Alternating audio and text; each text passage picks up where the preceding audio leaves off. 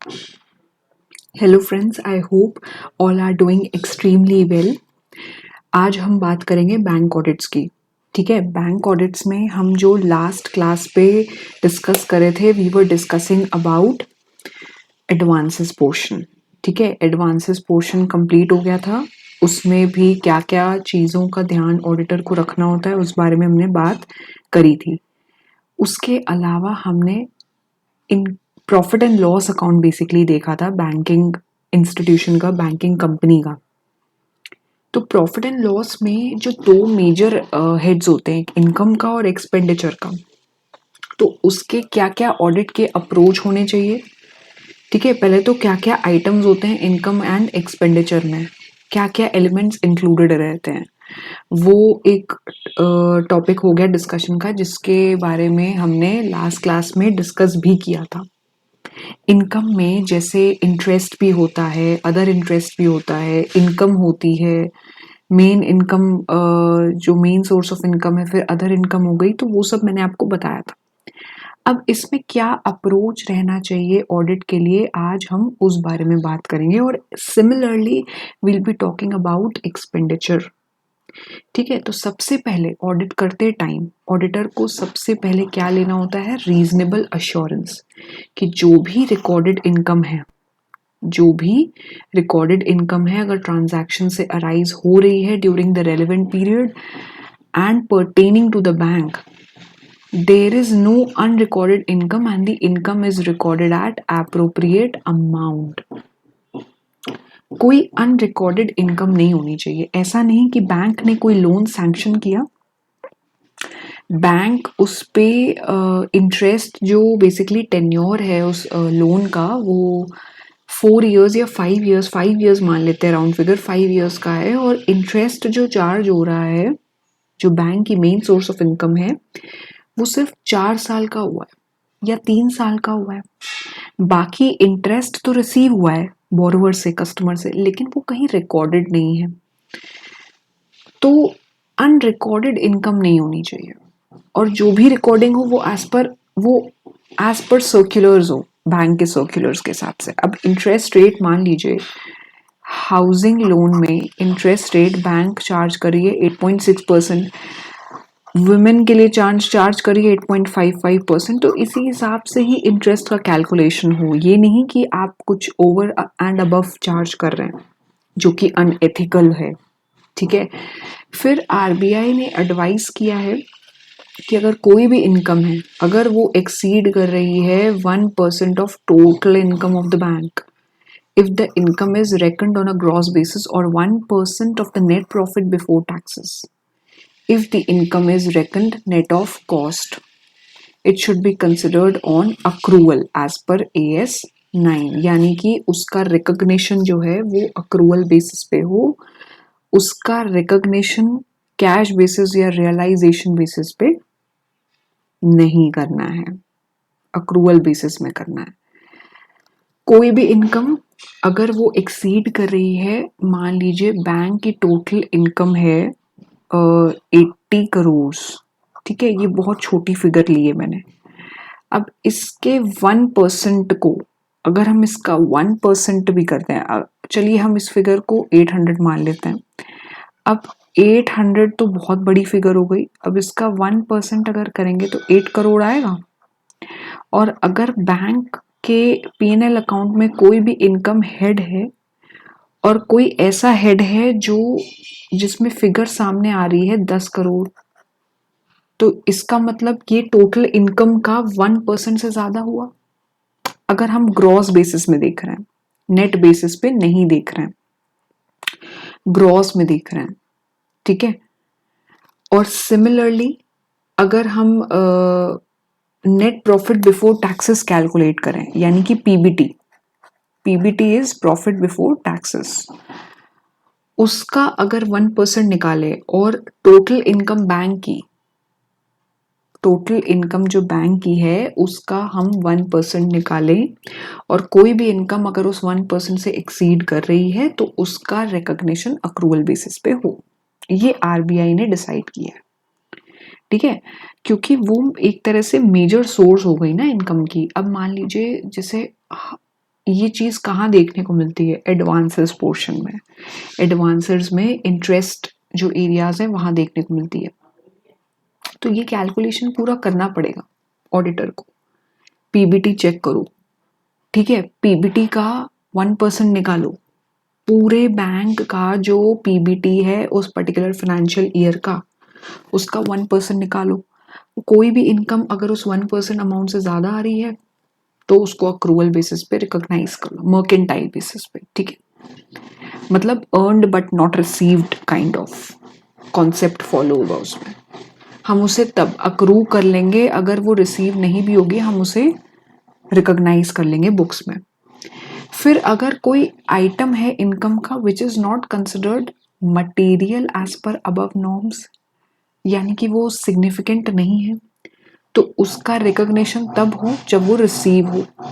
Auditors उसे qualify करें ना करें उनके ऊपर है, ठीक है। उस पर रिमार्क दें ना करें, रिमार्क अपनी ऑडिट रिपोर्ट में प्लेस करें ना करें, वो उनके ऊपर है। लेकिन अगर वो इतना मटेरियल नहीं है, सिग्निफिकेंट नहीं है, मान लीजिए कोई मिसलेनियस इनकम बैंक को रिसीव हो भी रही है बट वो इतनी सिग्निफिकेंट नहीं लग रही ऑडिटर को स्टडी करने के बाद, तो उसे तब रिकॉग्नाइज करो जब वो रिसीव हो। लेकिन रही बात इंटरेस्ट की, फी की, कमीशन की, तो ये इनकम्स बैंक जो है अक्रूवल बेसिस पे रिकॉग्नाइज करते हैं as it is earn. It is an essential condition for accrual of income that it should not be unreasonable to expect its ultimate collection. In modern day banking, the entries for interest income on advances are automatically generated through a batch process in the CBS system. ठीक है, CBS basically concept follow होता है banking में आजकल, क्योंकि हर चीज़ systematic होती है, electronically होती है। सारे बैंक्स जो हैं अपने सर्वर्स, उनके पर्टिकुलर सॉफ्टवेयर्स होते हैं, उसी में ही सारी एंट्रीज होती हैं, फीड होते हैं डेटा। तो अगर इंटरेस्ट है, फी है, कमीशन है, तो उसके लिए कंडीशन ये है कि अक्रूवल बेसिस पे तो करना ही है, ठीक है, लेकिन इतना भी अनरीजनेबल नहीं होना चाहिए कि उसका कलेक्शन मिलना ही मिलना है। कुछ एक्सटेंट तक हम मान सकते हैं कि कलेक्शन होगा, रिकवरी होगी, लेकिन अनरीजनेबली अक्रूवल बेसिस में उसे रिकॉग्नाइज नहीं करना चाहिए। क्योंकि आजकल आप लोग सब खुद ही देख रहे हैं, बैंक्स में इतने सारे फ्रॉड्स एंड स्कैम्स हो रहे हैं, एनपीए हो जा रहे हैं अकाउंट मिनटों में। क्यों? क्योंकि लोग लोन तो ले रहे हैं, बैंक सैंक्शन कर दे रही है, लेकिन बाद में रिकवरी मुश्किल हो रही है। इसलिए अक्रूवल अगर बेसिस क्योंकि फॉलो करके चलना ही है, आरबीआई ने भी एडवाइस किया है, वो जो इससे पहले भी हमने आपको एक पॉइंट डिस्कस किया, तो उसके लिए इंटरेस्ट फी कमीशन के लिए भी अक्रूवल सिस्टम अनरीजनेबली फॉलो नहीं होना चाहिए, प्री जुडिशियल ना हो बैंक के इंटरेस्ट में। और अगर इसमें देखिए कोई अनसर्टनिटी है इनकम के कलेक्शन को लेके, यानी कि एनपीए है अगर, तो उसमें गाइडलाइंस क्या कहती हैं कि bank should not recognise income until it is actually realised. अब अगर कोई अकाउंट वैसे तो नॉर्मल चल रहा है, रनिंग है, ऑपरेटिव है, लोन अकाउंट, तो उसे तो अक्रूवल बेसिस में इंटरेस्ट उसका रियलाइज जैसे जैसे हो रहा है हम अक्रूवल बेसिस में बुक कर दे रहे हैं अपने अकाउंट्स में, बुक्स में। लेकिन अगर अकाउंट ऑलरेडी एनपीए की कैटेगरी में आ गया है, भले ही वो कोई भी क्लासिफिकेशन में हो, स्टैंडर्ड, सब स्टैंडर्ड, डाउटफुल, लॉस, उससे फर्क नहीं पड़ता है, लेकिन अगर वो एनपीए हो गया एक बार, तो उसमें इनकम हम तभी रिकॉग्नाइज करेंगे जब हमें रिसीव होगी एक्चुअली, ठीक है। अक्रूवल कॉन्सेप्ट उसमें फॉलो नहीं करेंगे। और अगर कोई क्रेडिट फैसिलिटी क्लासिफाई हो रही है as NPA for the first time, interest जो भी अक्रू हुआ है, क्रेडिट हुआ है इनकम अकाउंट में in the corresponding previous years which has not been realise should be reversed और प्रोवाइडेड फॉर। और ये चीज अप्लाई करेगी गवर्नमेंट गारंटीड अकाउंट्स में भी, ठीक है। अब इसका मतलब क्या हुआ? इसका मतलब ये हुआ कि अगर कोई अकाउंट एनपीए हो गया है, ठीक है, पहली बार एनपीए हुआ है, क्योंकि 5 साल का टेन्योर था, पिछले 3 साल में प्रॉपर इंटरेस्ट अक्रू किया हमने, क्रेडिट होता गया अकाउंट में, बोरोवर से रिसीव होता गया, तो बढ़िया है, लेकिन अगर पिछले 3 साल में इंटरेस्ट हमने अक्रू तो किया, बुक्स में प्रोवाइड फॉर किया, लेकिन पिछले 2 साल से मान लीजिए 3 साल का टेन्योर हो गया है, पिछले 90 डेज की तो हम बात कर ही रहे हैं। खैर 90 days from the balance sheet date अगर अकाउंट में इंटरेस्ट क्रेडिट नहीं हो रहा है, ईएमआई क्रेडिट नहीं हो रही है, इसके अलावा कोई क्रेडिट्स नहीं हो रहे हैं, तो अकाउंट एनपी हो जाता है। लेकिन अगर पिछले इंटरेस्ट भी रिसीव नहीं हुए हैं जिन्हें हमने अक्रूवल बेसिस पे रिकॉग्नाइज किया था, तो उन्हें रिवर्स करना जरूरी होता है। अगर इस फाइनेंशियल ईयर में 1920 में अकाउंट एनपीए हो गया तो इससे पिछले सालों के उसी पर्टिकुलर बोरोवर के लोन अकाउंट में जो भी इंटरेस्ट चार्ज किया गया था, जो उससे रिसीव नहीं हुआ है, लेकिन हमने मान लिया था कि हमें इससे इंटरेस्ट मिलना है क्योंकि हम अक्रूवल बेसिस फॉलो कर रहे थे, तो उस पर्टिकुलर इंटरेस्ट को रिवर्स करेगी बैंक। पिछले सालों का रिवर्सल करना पड़ेगा ना भाई।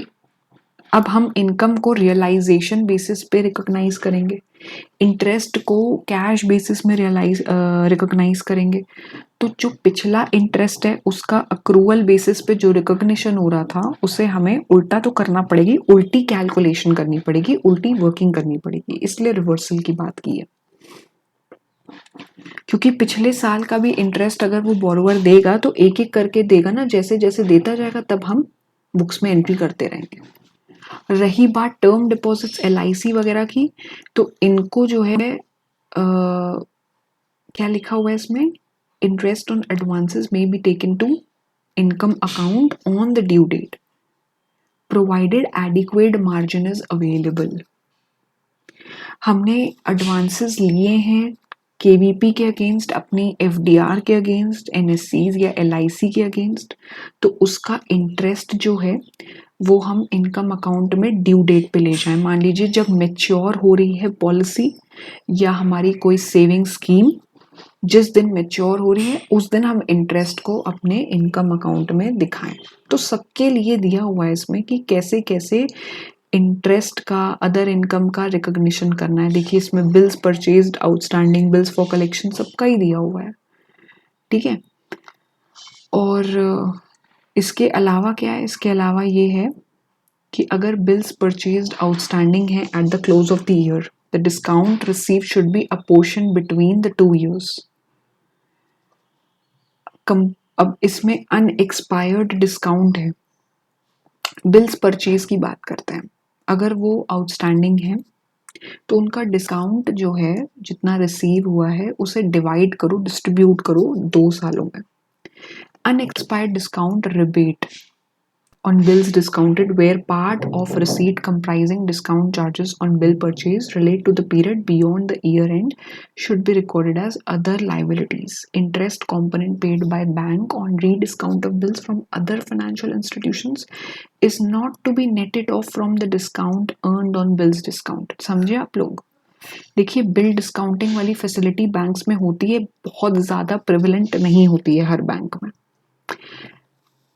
एक तरह से फॉर्मर पीरियड में ये बहुत अच्छा चलता था कॉन्सेप्ट, लेकिन अब करेंटली ये नहीं वर्क करता है इतना।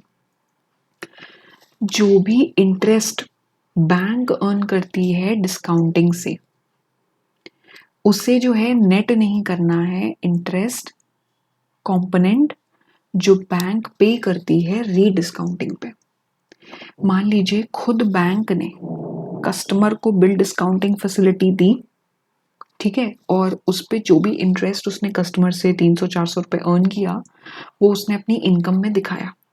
लेकिन अब बैंक को ही जरूरत थी, बैंक ने, एसबीआई ने पीएनबी से बिल डिस्काउंटिंग फैसिलिटी ली, ठीक है। तो उस केस में अगर पीएनबी ने कोई इंटरेस्ट अर्न किया है एसबीआई से इस चीज में, तो एसबीआई का तो ये खर्चा हो गया। तो इसका मतलब ये नहीं करना है कि कोई भी इंटरेस्ट अर्न हो रहा है बिल डिस्काउंटिंग पे उसे अपने खर्चे से रिड्यूस करके नेट फिगर लिख दी जाए, ये चीज नहीं करनी है, is not to be netted of.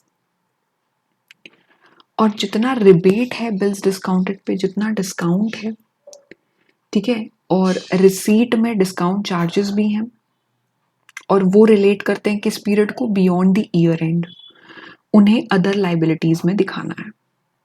Unexpired discount, unexpired का मतलब जैसे अगर 4 महीने का टर्म होता है ना, क्योंकि इसमें बिल्स ऑफ एक्सचेंज आप जब चैप्टर पढ़ा होगा आपने, तो इसमें भी तो ड्यूरेशन होते हैं ना, अलग अलग शॉर्ट टर्म ड्यूरेशन के लिए होता है बिल डिस्काउंटिंग का कॉन्सेप्ट। तो अगर 4 महीने का है और 3 महीने में ही पेमेंट हो गया, 1 महीना इज रिमेनिंग, ठीक है, 3 महीने यानी कि अर्ली पेमेंट हो गया, तो उस 1 महीने को अनएक्सपायर्ड पीरियड बोलेंगे, ठीक है। तो उसमें अगर रिबेट में डिस्काउंट चार्जेस हैं और वो रिलेट करता है to the period beyond year end, तो उसे अदर लाइबिलिटीज में दिखाएंगे। फिलहाल ये समझिए आप कि कोई भी इंटरेस्ट बैंक अर्न करती है बिल डिस्काउंटिंग में, तो उसे वो अपने इंटरेस्ट एक्सपेंस से रिड्यूस नहीं करके दिखाएगी बैलेंस शीट में, अलग अलग दिखाया जाएगा। इंटरेस्ट कितना अर्न हुआ है, इंटरेस्ट कितना एक्सपेंड हुआ है बिल डिस्काउंटिंग पे। और रही बात बिल्स फॉर कलेक्शन की, ऑडिटर इसमें एग्जामिन करे procedure for crediting the party on whose behalf the bill has been collected. Procedure is usually such that customer account is credited only after the bill has been actually collected from the drawee, either by the bank itself or through its agents. ठीक है, this procedure is in consonance with the nature of obligations of bank. The commission of bank becomes due only when the bill has been collected. तो bills for collection, जैसे bills for purchased, bills purchased outstanding की बात करिए, bills for collection की बात करिए, कि किस तरह से पार्टी को अमाउंट क्रेडिट करने का प्रोसीजर है बैंक का, वो देखना होगा। और वैसे यूजुअली होता क्या है कि कस्टमर का अकाउंट तभी क्रेडिट होता है जब बिल एक बार कलेक्ट हो जाए ड्रॉई से, ड्रॉई से बैंक खुद कलेक्ट कर ले या उसके एजेंट्स कलेक्ट कर ले। और इस केस में कमीशन जो होती है ना, बैंक की भी तो कमीशन जुड़ी होती है ना भाई, पेमेंट कर रही है अपनी तरफ से तो कमीशन जुड़ी होगी, वो ड्यू तभी होगी जब बिल एक बार कलेक्ट हो जाएगा। बिल कलेक्ट हो गया तो हमने कमीशन ड्यू हुई और उसे रिकॉग्नाइज कर दिया। अब जो भी फीस और कमीशन बैंक अर्न करता है रीनेगोशिएशंस या आउटस्टैंडिंग डेट्स के रीस्केड्यूलिंग पे, उन्हें अक्रूवल बेसिस में रिकॉग्नाइज करते हैं जितने टाइम पीरियड के लिए उन्हें रीस्केड्यूल किया गया है, ठीक। और इसमें अगर हम रीस्केड्यूलिंग पे जाएं आउटस्टैंडिंग डेट्स का, तो मतलब क्या हुआ, जैसे कोई अकाउंट एनपीए हो गया, टर्म लोन, अब हम उसे दूसरे लोन में कन्वर्ट कर रहे हैं, या उसका जैसे टेन्योर था 5 साल का, ठीक है, और वो एनपीए हो गया तो उसका टेन्योर बढ़ा के 10 साल करके उसे रीस्केड्यूल कर रहे हैं, रेगुलराइज कर रहे हैं उस अकाउंट को, ठीक। जो भी अमाउंट आउटस्टैंडिंग था उसी अमाउंट का लोन क्रिएट हो जाएगा दोबारा से, तो उसमें जो भी इनकम बैंक को होगी, फी कमीशन अर्न करेगा, वो अक्रूवल बेसिस पे रिकॉग्नाइज करेगा। अब एक चीज और टेस्ट चेक करनी है, जो भी फी कमीशन बैंक अर्न कर रहा है for bills for collection, letter of credits and bank guarantees, बहुत सारी चीजें होती हैं ना। Bank audit is not a cup of tea, इतना इतना ईजी नहीं होता है करना। आपको अगर पूरा हफ्ता भी दिया जाए तो भी अकेले आप नहीं कर पाते हो, तभी इसमें टीम की रिक्वायरमेंट होती है। कम से कम 5 से 6 लोग हों कि एक जना एडवांसेस पोर्शन देख रहा है, एक अगर पूरी 3CD रिपोर्ट बना रहा है, बैंक की टीडीएस चेक कर रहा है, बैंक की इनकम चेक कर रहा है, मेनली इंटरेस्ट इनकम, जैसे इन्वेस्टमेंट्स कितनी है, फिर डिपॉजिट्स कितने हैं, फिर सेविंग करंट अकाउंट्स क्या क्या है, एक जना बैंक गारंटीज और एलसीज का एनालिसिस कर रहा है, bills for collection, bills purchase का चेकिंग कर रहा है, तो ये सारी चीजें होती हैं, ठीक। अब इसके अलावा हमें बात करनी है reversal of income on leased assets, on take out finance, on partial recoveries in NPA. इन सारे टॉपिक्स की हमें बात करनी है, समझे आप लोग। उसके बाद हम आएंगे खर्चे पे, एक्सपेंस पे। तो देखिए, सबसे पहले रिवर्सल ऑफ इनकम का क्या मतलब है। कोई भी एडवांस अगर बिल परचेज्ड डिस्काउंटेड है, वो भी इसमें इंक्लूड होगा। एनपीए हो जाता है as the end of year, as at the close of any year, जो भी इंटरेस्ट क्रेडिट हुआ है इनकम अकाउंट में पास्ट पीरियड्स में, जो भी इंटरेस्ट हमने रिकॉग्नाइज किया है उस पर्टिकुलर कस्टमर के अगेंस्ट में, उसे रिवर्स करना होगा। अगर वो रियलाइज नहीं हुआ है तब, रियलाइज हो गया है तब रिवर्सल नहीं करना है। रियलाइज नहीं हुआ है, कस्टमर से रिकवर नहीं हुआ है, तो उसे रिवर्स करना होगा। सिमिलरली अगर हम एनपीएस में बात करें फीस और कमीशन की, बाकी इनकम की जो कि अक्रू हुई है लेकिन अब करंट पीरियड में अक्रू नहीं हो पाएगी क्योंकि अकाउंट एनपीए हो गया है, तो उसे भी हमें रिवर्स करना होगा। ठीक है, पास्ट पीरियड्स के लिए अगर वो कलेक्ट नहीं हो पाई है। इसके अलावा अगर बैंक्स ने कोई इनकम गलत तरीके से रिकॉग्नाइज करी है पास्ट में, कोई एरर कमिट कर दिया, तो उसे उस इनकम को रिवर्स करना होगा अगर वो रिकॉग्नाइज हुई है as income during the current year, या फिर उस अमाउंट का प्रोविजन बनाना पड़ेगा, उसी एक अमाउंट का, इक्विवेलेंट अमाउंट का, अगर वो इनकम रिकॉग्नाइज हुई है प्रीवियस ईयर में। कोई इंटरेस्ट इनकम मान लीजिए नहीं थी, कोई और इनकम की हम बात कर रहे हैं, और फी या कमीशन कोई भी हो, बैंक ने उसे गलती से इनकम मान लिया, तो अगर वो इनकम पास्ट में पिछले साल या पिछले 2 साल पहले माना है, ठीक है, तो उसे तो उस पर्टिकुलर इनकम को रिवर्स करना ही पड़ेगा। या फिर अगर वो रिवर्स नहीं कर रहे हैं तो करंट ईयर में उस अमाउंट का प्रोविजन बना दें, सिंपल।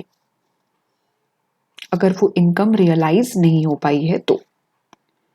और यहाँ पे ऑडिटर को ये भी देखना होगा कोई लार्ज डेबिट्स तो नहीं है इंटरेस्ट इनकम अकाउंट में जो कि एक्सप्लेन ना किए गए हों। ऐसा तो नहीं बोरोवर से कम्युनिकेशन हुए हों और डिफरेंसेस हों इंटरेस्ट चार्ज में, और क्या उसमें एप्रोप्रिएट एक्शन लिया गया है कि नहीं। Large debits interest income account में, ठीक है, जितना लोन है उतना ही मतलब कैसे डिसबर्स हुआ है, बहुत ज़्यादा डेबिट्स, ऐसा तो नहीं सैंक्शन लिमिट के ऊपर अमाउंट डिसबर्स हो गया हो, बैंक ने कोई ऐसा मान लीजिए कम्युनिकेशन किया हो बोरोवर से अंडर द टेबल, तो वो सब चीज़ें इंक्वायर करनी होंगी। इसके अलावा क्या करना है, देखिए the component of finance income on the leased asset which was accrued and credited to income account before the asset became NPA and remaining unrealized should be reversed। यहाँ पे वो सारी बातें करी हुई हैं कि अगर लीज्ड असेट है उस पे बैंक को इनकम हो रही है, बैंक ने उसे अक्रू किया एनपीए होने से पहले, लेकिन वो इनकम रियलाइज या रिकवर नहीं हो पाई तो उसे रिवर्स कर देना है। ठीक है, लीज्ड असेट्स के केस में leased property, leasehold property. Take out finance क्या होता है ये अभी हम पढ़ेंगे। पार्शियल रिकवरीज की पहले बात कर लेते हैं। अगर कोई अग्रीमेंट क्लियर नहीं है between bank and borrower for the purpose of appropriation of recoveries in NPA, तो उस केस में बैंक जो है ऐसी अकाउंटिंग पॉलिसी अडॉप्ट करें एंड एक्सरसाइज करें जो कि यूनिफॉर्म हो और कंसिस्टेंट हो। ठीक है, और पॉलिसी कौन सी अडॉप्ट करनी होगी, अकाउंटिंग स्टैंडर्ड कौन सा फॉलो करना होगा, AS9। और एज पर AS9 what does it say, when certainty attaches to realisation and accordingly amount reversed, derecognised और not recognised in the past should be accounted. ठीक है, मान लीजिए रियलाइजेशन की पूरी पूरी उम्मीद है, ठीक है, तो उस केस में उसे अकाउंट फॉर कर लेना चाहिए। तो AS9 की पॉलिसी फॉलो होगी प्रिंसिपल और इंटरेस्ट जितना ड्यू है उसके उसको देखते हुए। और रही बात interest partly fully realized in NPA can be taken to income, however it should be ensured that credits towards interest in the relevant account are not out of fresh additional credit facilities sanctioned। एक borrower है, उसने CC limit भी ले रखी है, term loan भी ले रखा है, तो अगर उसका टर्म लोन एनपीए हो गया है, सीसी लिमिट सही चल रही है, तो उस केस में जो भी क्रेडिट्स हो रहे हैं इंटरेस्ट के अगेंस्ट में, इंटरेस्ट अगर उससे रियलाइज हो रहा है तो वो इंटरेस्ट टर्म लोन के अगेंस्ट में हो, सीसी लिमिट के अगेंस्ट में ना हो। क्योंकि अगर टर्म लोन उसने पहले लिया था और वो एनपीए हो गया, सीसी लिमिट बाद में लिए, तो वो हो गई एडिशनल फैसिलिटी उसको एक्सटेंड। तो जो भी इंटरेस्ट वगैरह की रिकवरी हो वो उससे पहले एनपीए अकाउंट्स के अगेंस्ट में हो या आउट ऑफ ऑर्डर अकाउंट्स के अगेंस्ट में हो। ठीक है, it should be insured they are not out of fresh additional credit facilities. ठीक, और मेमोरेंडम अकाउंट क्या होता है? अगर एनपीए हो जाता है अकाउंट तो बैंक अपने इंटरेस्ट जो भी चार्ज कर लेता है लेकिन कलेक्ट नहीं करता है, उसे रिवर्स करके पीएल में डेबिट करता है। उसके अलावा इंटरेस्ट को और चार्ज नहीं करता है क्योंकि अकाउंट ऑलरेडी एनपीए हो जाता है।